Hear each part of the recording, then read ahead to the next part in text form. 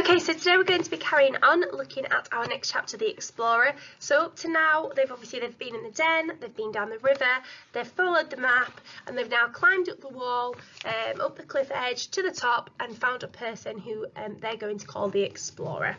So we're going to find out now who the Explorer is. Okay, the Explorer returned as they were roasting the caracara, squatting outside their stone room with the meat on sticks. He held a clutter of mangoes balanced along one arm, and a gourd of water on the other arm. They didn't hear him until he was very close. Con jumped and dropped her hunk of bird in the ashes. The Explorer didn't look any of them in the eye. "You're all still growing," he said gruffly, "especially the small one. It occurred to me the bird might not be enough."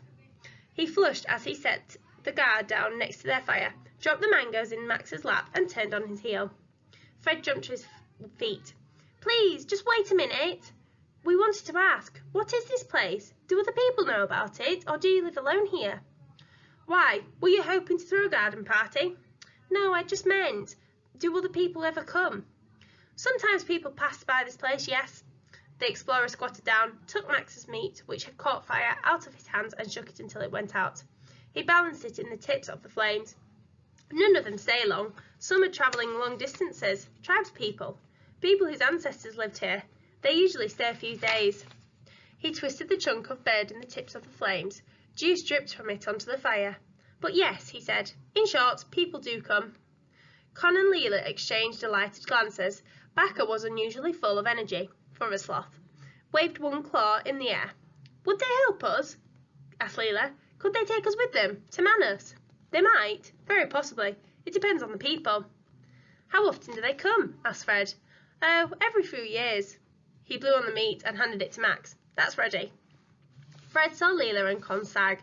They each looked a little more tired, a little older. "Years," said Leela.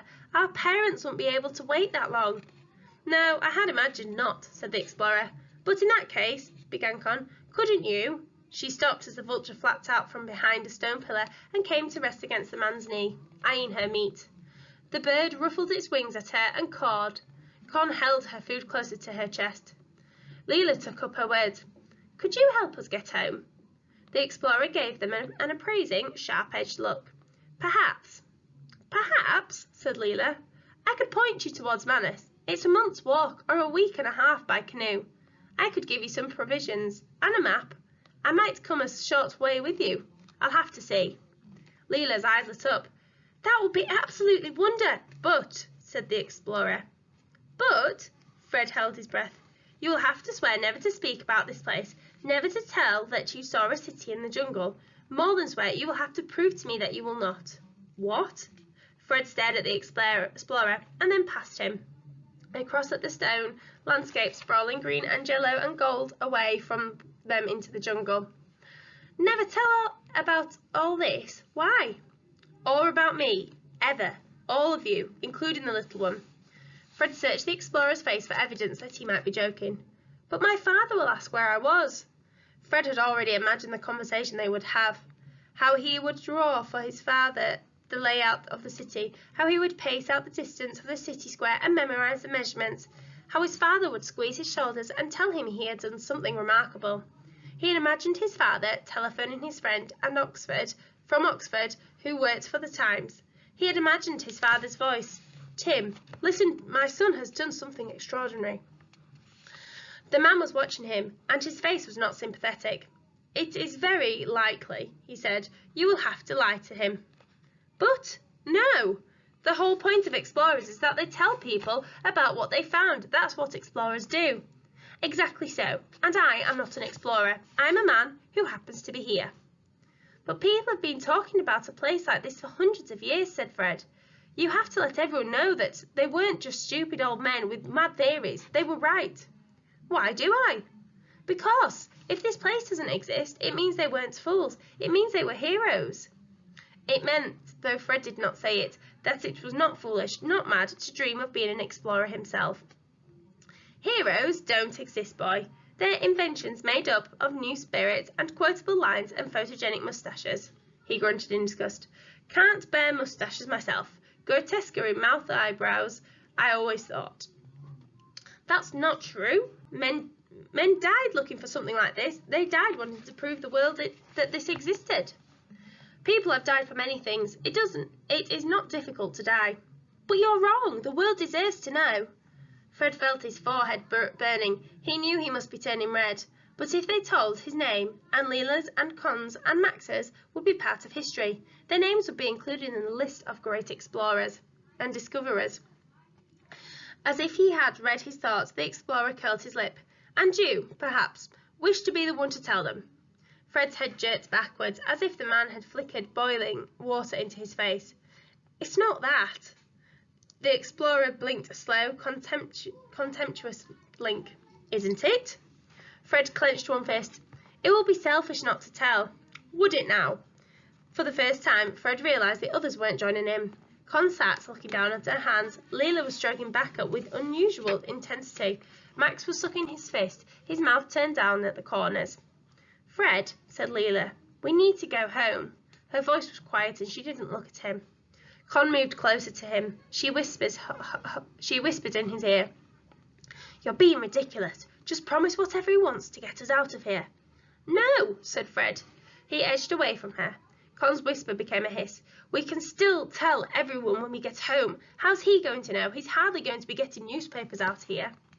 No, said Fred out loud. I'm not promising anything. The explorer rose, lit red by the flames on the fire. The light shone on the scars of the crook of his elbow and on his knuckles. I have asked you to perform an easy task, to keep your mouth shut. You are refusing. No, said Con. Well, we'll do whatever you want. Fred, for goodness sake, just say it. You can't keep a secret, said Fred. It's not your secret to keep. Look, said Con to the explorer, he might not promise, but we will. Can't you help us at least? He can stay here for all I care. But the explorer's face was growing red at the neck and white around his nose and mouth, his whole face cross-hatched with anger. You, he glanced at Fred, are a fame-hungry, thin-brained, ignorant, and you, he glared at Glon, would apparently happily desert your friend. You disgust me, the lot of you. He's not my friend, not now. Quiet. Keeping his temper did not seem to be the explorer's speciality. His voice rose to a roar. I see no reason to help you, any of you. Why should I? Good goodness. If children had any use, we surely would have discovered it by now. He turned away. He shoved his fists into his pockets and then drew something else. I'd forgotten. I brought this for you. I had not expected your response to be to my request. None of you deserve it. Max let out a mew and curled up in his knees. The explorer dropped the thing on the ground and strode into the dark. He reached the wall they'd fallen down and began to climb it, fast, using both arms and only one leg, the other swinging loosely at his side. Fred, said Con, you're completely unfair and you're welcome to die here yourself, but you've got no right to ruin everything for the rest of us. Max began to sniff and hiccup with the beginnings of tears. Fred picked up the thing the explorer had dropped. It was a screw of soft leaves, fastened at the top with thick grass. He opened it. Inside was a pinch of salt, mixed with some flakes of dried green something. It's seasoning, he said, for the bird. Stop changing the subject, snapped Con. Look, you've got to agree. Go and run after him and tell him you've changed your mind. I can't. Why not? You don't have to actually do it. You just have to say it. I just can't. He thought of his father. He thought of going back to school, not just as that Peterson boy, the one with no mother, but a boy who had faced the jungle and discovered a whole new world. Please, Fred, said Leila, please. Do what Con says. Run after him. Our parents will be so worried. They might die of it. Max's eyes widened and Leila sighed. I didn't mean it, Max. It's just an expression. It's too late anyway, said Fred. You heard him. He won't help any of us now. He's too angry. Because you made him angry, said Con. Well, so did you, snapped Fred. You can do whatever you want. I'm not swearing to a lie, all right? What, because you think you're so high and moral? Max covered his ears with his hands. No, because I won't, all right? Because it would be lying about the most important thing that's ever happened to me. He'd never know. You just want to get your name in the papers. Yes, he would. He would find out, wouldn't he? Because people would have to come and try and find it again and take photographs and do archaeological digs. I don't care what happens once I'm home. This whole place can burn to me, said Con. Stop it, shouted Leela. Her voice rang through the courtyard. They turned to her in surprise. Shut up, both of you. Every inch of her body was stiff and with anger. You're both being disgusting. If it's too late, then there's no point in fighting. And if you make Max cry again, I swear I'll punch you both.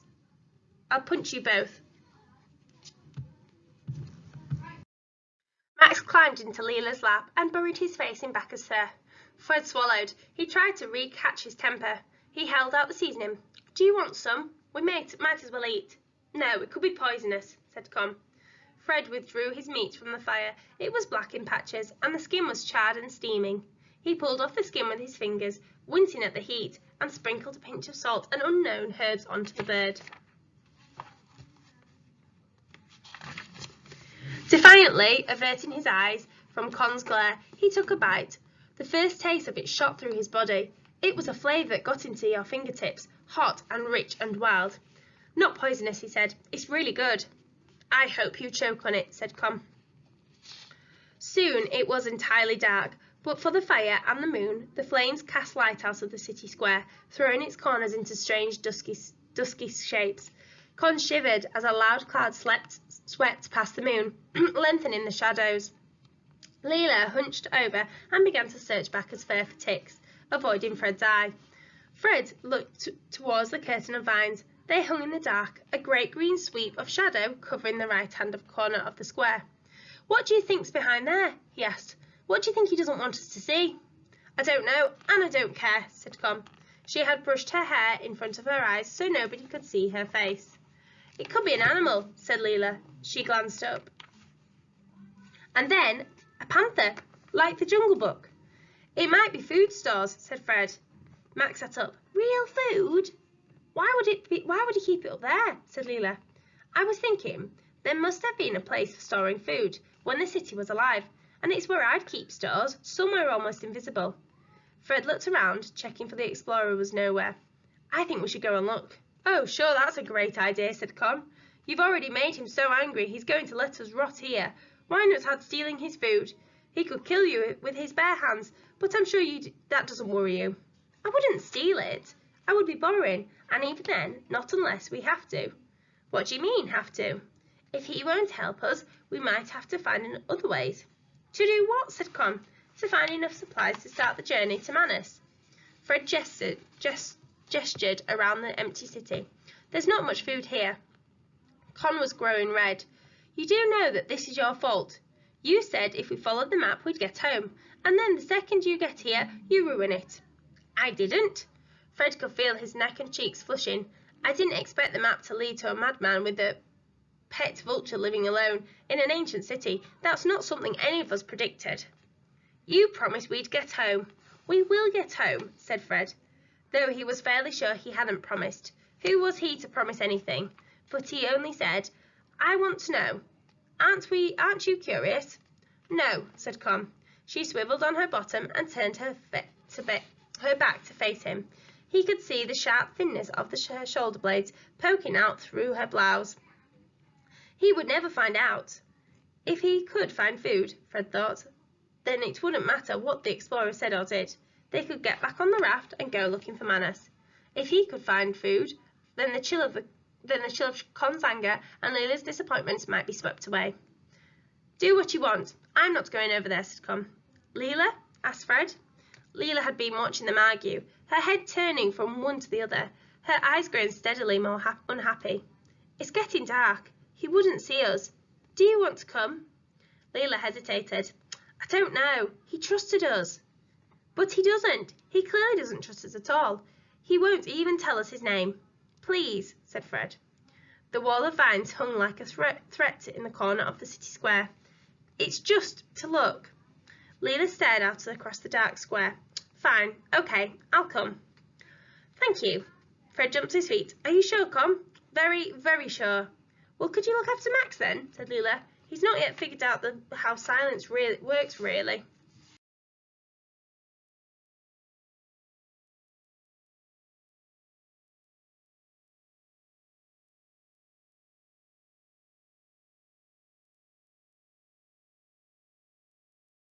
Con agreed, though without much pleasure. Fred and Leela moved slowly across the square, feeling their way in the half-dark. In between the avenue of trees, the ground was smooth, entirely free of weeds and leaves and jungle debris. But on either side there were piles of stone, two half-ruined circular mud buildings that looked like game stores, and shoots of growing things springing up everywhere. What do you think this was? Fred asked.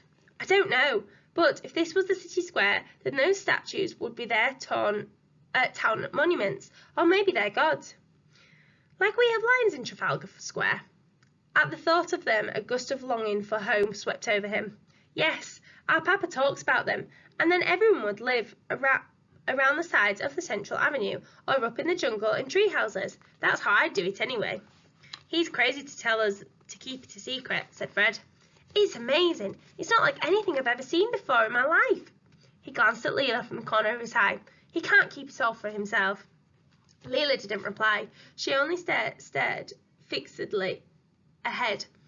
There was a sound of footsteps running behind them. Fred sprang round, but it was Con, with Max in tow. We changed our minds, said Con, panting hard, but we're not talking to you. She made me come, said Max. She saw a shadow and thought it was a snake.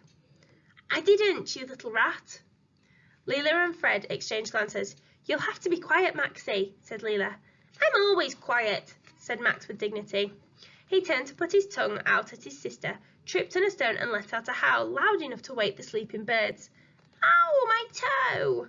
Shh, said Leela. A tree rustled, then stilled abruptly. Con looked round nervously. Should we go back? Fred shook his head. You can, he said. I need to see this.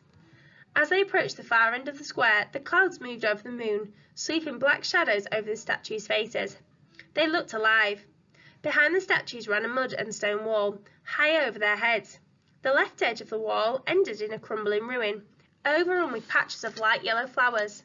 The right side vanished in a curtain of vines, the vines the explorer had forbidden them to touch. Fred approached the vines. They rustled, and he stepped backwards. It might have been the wind or something living behind them. He tried not to think about snakes. He reached out and pushed a handful of vines away. Leela joined him. Behind the vines was another, thicker curtain. They seemed plaited together like wickerwork, woven so densely Fred could barely fit a hand through the green mass. He pushed both arms into the vines, elbow deep, and tugged. There was a flash of colour amid the green. Then the vines fell back. I can see something, he hissed. Shh, said Con. What? Asked Leela. I don't know, a piece of yellow. I can't see it any more. We'll have to cut the vines, he said. He took the knife from his pocket. No, wait, said Con. I don't know if that's a good idea. It is, said a voice over their heads. An exceptionally bad idea. Fred froze. There was a smack of shoe on stone, and the explorer jumped down from the top of the wall, landing inches in front of Fred's face, grunting at his bad leg as his bad leg hit the ground. He straightened up. His face was rigid with fury. I asked you to stay away, he said softly. Is that so difficult? A cold dread shot through Fred. The look on the explorer's face was worse than being caned at school. I'm really sorry. Fred's tongue was suddenly dry. We just thought. You thought? Are you so grotesquely lacking in self-control that you cannot let a single idle thought pass your minds without acting on it? We're so sorry, began Leela. Just get away from here, said the explorer, his skin radiating hot rage. Desperation was rising in Fred's blood. He could see Max shaking with fear. He stepped in front of him. We weren't going to take anything, he said. He felt the burn of the lie flood through him and stumbled over the wood. We just needed to see. I said go. Just go. It was my fault, said Fred. It was my idea, not theirs. I don't care whose idea it was. The explorer pulled the knife from his belt, pointing it at Fred's chest. Go to bed, and if I ever find you anywhere near the vines again, I'll cut off your fingers whilst you sleep and fry them in banana oil and feed them to the vulture for dessert. Fred turned and led the way back down the centre of the boulevard, shame pulsing in his chest. Even Max didn't make a sound. Okay, we're going to leave it there. Our next chapter is called The Trap, so we'll find out tomorrow what the trap is going to be.